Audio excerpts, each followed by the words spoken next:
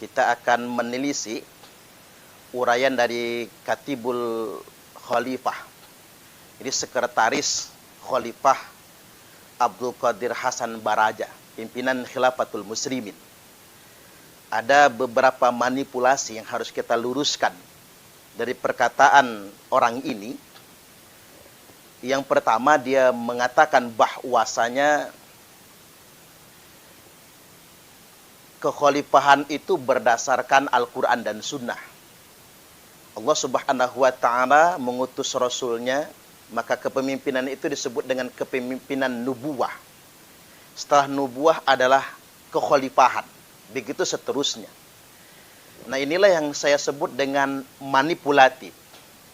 Karena sebetulnya dia tidak jujur. Pertama, ketidakjujurannya mengatakan kekhalifahan itu adalah sistem yang diwahyukan melalui Al-Quran dan diajarkan melalui sunnah Rasulullah Sallallahu Alaihi Wasallam. Padahal sebetulnya tidak ada satupun ayat Al-Quran maupun hadis Nabi yang mengabarkan kepada kita umat Islam untuk mendirikan format sistem kepemimpinan tertentu, termasuk khilafah.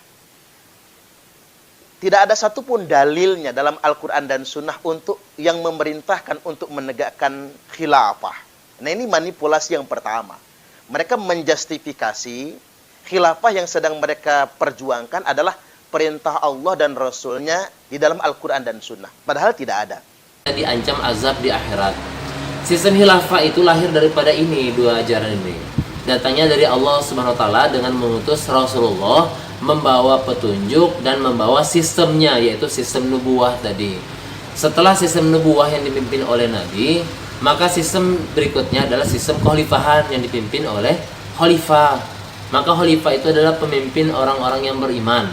Terlepas khalifahnya itu baik atau kurang baik, selama dia itu masih sholat, maka dia tetap menjadi seorang khalifah. Nah, tinggal bagaimana tanggung jawabnya memimpin kepada rakyat, itu tanggung jawabnya kepada Allah. Tetapi kita punya khalifah itu hukumnya wajib. Nah, manipulasi yang berikutnya, seolah-olah pasca nubuah, sistem yang benar itu hanya khilafah. Sebuah pemerintahan yang benar itu cuma khilafah. Padahal sebetulnya dia sengaja menutup-nutupi hadis Nabi dan tidak membacanya secara utuh.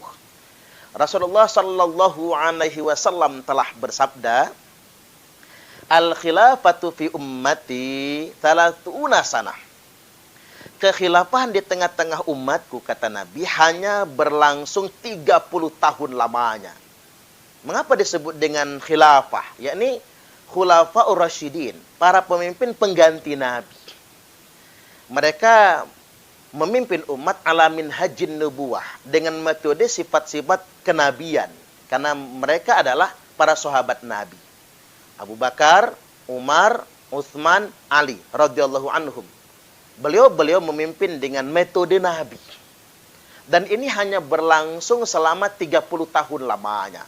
Tsumma mulkun, setelah itu kerajaan, kata Nabi. Nabi itu betul-betul jelas menyatakan kekhilafahan di tengah-tengah umatku hanya 30 tahun. Apakah hadis ini mau kita hapus? Tsumma mulkun, setelah itu adalah kerajaan. Nah, ini yang coba ditutup-tutupi oleh khilafatul muslimin. Bahkan ada hadis yang mereka sering pakai tapi mereka manipulasi juga. Yakni Nabi sallallahu alaihi wasallam bersabda, takunun nubuwatu fikum. Hadir di tengah-tengah kalian zaman sekarang ini, kata Nabi, zaman nubuah, kepemimpinan nubuah, pemimpinnya Nabi. Di mana zaman nubuah ini fatakunu masya Allahu antakun. Zaman nubuah ini adanya atas takdir dari Allah. Dan zaman nubuah ini akan selesai idza sya'allahu ayyarfa'aha, kalau Allah sudah berkehendak untuk mencabutnya. Dan pada kenyataannya, Nabi memimpin umat di Madinah hanya 10 tahun. 13 tahun masa perjuangan di Mekah, kemudian hijrah 10 tahun di Madinah. Ini zaman nubuah. Dan Allah berkehendak. Bagaimana Allah mencabut zaman nubuah? Yakni dengan cara mewafatkan Nabiullah Muhammad sallallahu alaihi wasallam. Nah, setelah itu, tsumma takunu khilafah ala minhajin nubuah. Baru setelah itu, kata Nabi, hadirah khilafah dengan metode kenabian. Yakni khulafaur rasyidin. Fatakunu masya'allahu antakun. Zaman kekhalifahan ini hadirnya atas takdir dari Allah. Atas takdir dari Allah. Dan ini bukan diperintahkan. Selalu ingin saya garis bawahi, kepemimpinan khilafah itu tidak ada satupun perintahnya dalam Al-Quran dan Sunnah. Tapi Nabi mengabarkan itu ditakdirkan oleh Allah. Nah, dan Allah takdirkan zaman kekhilafahan itu 30 tahun lamanya. Abu Bakar 2 tahun, Umar 10 tahun, Utsman 12 tahun, dan Ali 6 tahun. Pas 30 tahun. Itu mamulkun. Kemudian setelah itu kerajaan. Nah, fase kerajaan ini, walaupun namanya bukan khilafah, namun fase kerajaan ini adalah fase yang juga ditakdirkan oleh Allah. Tsumma yakunu mulkan abbon. Setelah zaman kekhilafahan 30 tahun itu, lalu digantilah dengan mulkan abdon, zaman kerajaan, monarki absolut. Fayakunu masya'allahu ayyakun. Nah, zaman kerajaan ini adanya atas takdir dari Allah. Jadi Bani Umayyah yang hampir 100 tahun, Bani Abbasiyah yang sekian abad lamanya, sampai Turki Utsmani, itu kerajaan mulkan abdon, monarki absolut. Kekuasaan diturunkan berdasarkan nasabnya. Nah, ini tidak juga bisa kita tolak dikarenakan adanya atas takdir dari Allah. Nah, zaman kerajaan ini juga akan selesai jika Allah menghendakinya untuk diselesaikan. Tsumma takunu mulkan jabariyah. Nah, setelah zaman kerajaan akan diganti dengan mulkan jabariyah. Di mana mulkan jabariyah ini akan dimulai dari mulkan jababirah, zaman penjajahan. Dan sejarah menunjukkan penjajahan Inggris, Belanda, Jerman, Portugis, dan lain sebagainya. Lalu muncullah mulkan jabariyah, pemerintahan bebas, demokrasi modern. Fatakunu masya'allahu antakun. Demokrasi modern ini, yang sering diharam-haramkan Hizbut Tahrir, yang sering diharam-haramkan, ditogut-togutkan oleh Khilafatul Muslimin, adanya atas takdir dari Allah. Ini jelas sekali. Fatakunu masya'allahu antakun. Zaman ini akan hadir ketika Allah sudah menakdirkannya untuk hadir. Dan zaman ini juga akan selesai, akan habis. Idza sya'allahu ayyarfa'aha, kalau Allah Subhanahu wa taala sudah berkehendak untuk menyelesaikannya. Nah, setelah fase yang keempat, tsumma takunu khilafah ala minhajin nubuwah. Lalu akan ada lagi khilafah dengan metode kenabian. Nah, mimpi inilah yang dikamuflase oleh HTI dan Khilafatul Muslimin. Khilafah ala minhajin nubuwah akhir zaman itu maksudnya adalah kepemimpinan Imam Mahdi yang dilanjutkan kepada Nabi Isa Al-Masih alaihi salam. Setelah terjadi penjajahan Dajjal laknatullah alaih, semua al-jamaah bubar, semua negara bubar, semua ikatan-ikatan di masyarakat ini bubar. Hanya ada satu pahlawan tunggal, yakni Nabi Isa Al-Masih alaihi salam yang berhasil membunuh Dajjal. Lalu kemudian beliau dibaiat menjadi khalifah internasional, memimpin semua umat di dunia internasional ini, dikarenakan beliau yang paling berjasa untuk membunuh penjajah, yakni Dajjal. Nah, sebelum bicara ke sana, kita akan bicara tentang masa sekarang. Masa demokrasi ini adalah masa yang ditakdirkan oleh Allah Subhanahu wa taala. Jadi, manipulasi pertama, yang kedua maksud saya, mereka menyatakan hanya sistem khilafah yang ada pasca nubuah. Dia sudah berbohong. Karena kekhilafan hanya berlaku 30 tahun lamanya. Setelah itu zaman kerajaan, demokrasi, dan seterusnya. Tidak lama setelah khilafah ala minhajin nubuwah di akhir zaman, terjadilah hari kiamat. Nah, ini sebetulnya virusnya itu masuk dari sini. Jadi semacam mimpi mereka ingin khilafah ala minhajin nubuwah, padahal zaman itu sama sekali tidak Allah perintahkan. Allah tidak pernah menyuruh kita melakukan persiapan seperti Khilafatul Muslimin. Allah tidak pernah memerintahkan kita untuk memperjuangkannya seperti yang dilakukan oleh orang-orang Hizbut Tahrir, dan itu semua mubazir tentunya. Tapi itu semua ditakdirkan. Masa sih kita ngarep zaman itu cepat datang? Wong itu ada zaman Dajjalnya. Memangnya kita sanggup menghadapi fitnah Dajjal? Ini hal-hal yang mesti memang kita garis bawahi. Nah, kemudian manipulasi yang ketiga, Khatib Khalifah ini menyatakan kalau kekhalifahan ini adalah pemimpin orang mukmin. Pemimpinnya orang-orang mukmin. Dia mengatakan sedemikian rupa. Seperti di agama Katolik dia berikan perumpamaan ada Vatikan. Nah, orang Islam juga mesti ada pemimpin yang sifatnya internasionali. Dia berbohong. Habis dia ngomong begitu, kemudian dia ngomong yang lain kalau khilafah ini sebuah sistem.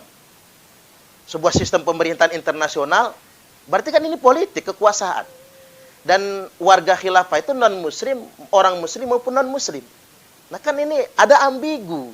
Di satu sisi dia mengatakan kekhilafan ini kepemimpinan khusus keagamaan, diumpamakan seperti Vatikan, tapi di sisi lain dia mengatakan khilafatul muslimin ini adalah sebuah sistem pemerintahan internasional, adanya pemimpin tunggal yang warga di bawahnya non-muslim, orang muslim maupun non-muslim. Ini terjadi kebohongan yang berikutnya sebetulnya. Ini manipulasi sebetulnya. Karena sistem khilafah ini di dalam khalifah Islam, khilafatul muslimin, kewargaannya itu yang bergabung itu muslim dan non-muslim. Yang muslim melaksanakan ajaran dinul Islam, Al-Quran dan As-Sunnah. Yang non-muslim dia kembali kepada ajaran mereka. Ini manipulasi sebetulnya. Mereka ini sebetulnya punya ambisi politik, ingin berkuasa, tapi memanfaatkan bahasa agama. Ini yang sebetulnya sangat mengkhawatirkan sekali. Makanya orang-orang semacam ini, kalau dia merasa benar dengan apa yang dia perjuangkan sebetulnya, berani nggak dia mendirikannya jangan di Indonesia, tapi dia mendirikannya di Arab Saudi misalnya. Saya yakin sudah dieksekusi semua ini. Kalau mereka berani mendeklarasikan khilafatul muslimin di Arab Saudi. Apalagi Ustadz Abdul Qadir Hasan Baraja, dia ngaku sebagai khalifah. Itu kan melanggar kedaulatan semua negara tentunya. Ini pantas betul disebut dengan makar. Karena dia mendirikan sebuah sistem pemerintahan di negara yang sudah ada pemerintahnya. Dan ini tentunya khalifah palsu. Dia kan mengatasnamakan kepemimpinan umat Islam seluruh dunia internasional. Lalu yang ngangkat dia siapa? Ini kan sama kedudukannya dengan nabi-nabi palsu. Mengangkat dirinya sendiri sebagai seorang pemimpin spiritual. Ini kan bahaya sebetulnya. Dan ini memenuhi unsur sebagai penistaan agama. Nah kemudian yang berikutnya, amiri wilayahnya kalau nggak salah itu Bapak Abu Bakar. Dia sampai teriak-teriak Jokowi PKI. Ini kan sudah penghinaan kepada kepala negara. Orang sekolah ditangkap, hati-hati orang Islam. Jokowi itu komunis. Khilafah yang dibawa ya? Iya. Hati-hati orang Islam. Dia nggak tahu kalau yang pantas dia muliakan itu bukan Baraja. Karena Baraja itu cuma ustadz. Dia bukan khalifah, kecuali khalifah palsu. Dia bukan ulil amri, siapa yang ngangkat dia? Apa kewenangan dia? Khalifah kita yang sebenarnya, ulil amri kita yang sebenarnya, yang legitimate adalah Presiden Jokowi untuk Negara Kesatuan Republik Indonesia. Lalu Abu Bakar teriak-teriak mengatakan Jokowi PKI. Na'udzubillahi min dzalik. Ini pantas juga dipidanakan, menghina presiden ini sebetulnya. Dan Allah Subhanahu wa taala akan menghinakannya juga. Dikarenakan Rasulullah sallallahu alaihi wasallam telah bersabda, "Man ahana sultana ahanahullah." Barang siapa yang menghina pemerintah yang sah, maka dia akan dihinakan oleh Allah.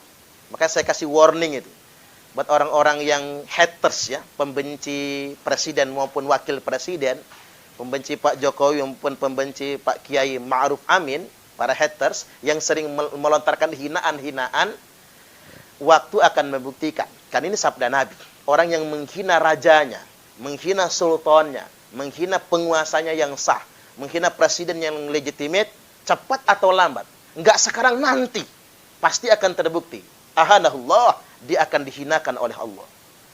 Makanya politisi-politisi yang mengkamuflase agama, yang mendelegitimasi pemerintah dengan sebutan munafik, sebutan PKI, dan penghinaan-penghinaan yang lainnya, buktikan, mereka akan menjadi gelandang-gelandang politik.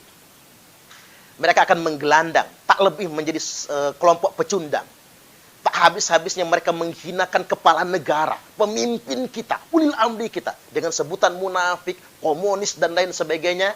Tapi yakin dan percayalah, mereka akan dihinakan oleh Allah. Dikarenakan itu sudah disabdakan oleh Nabi sallallahu alaihi wasallam, menghina ulil amri sama saja menghina Allah Subhanahu wa taala dan Rasulnya.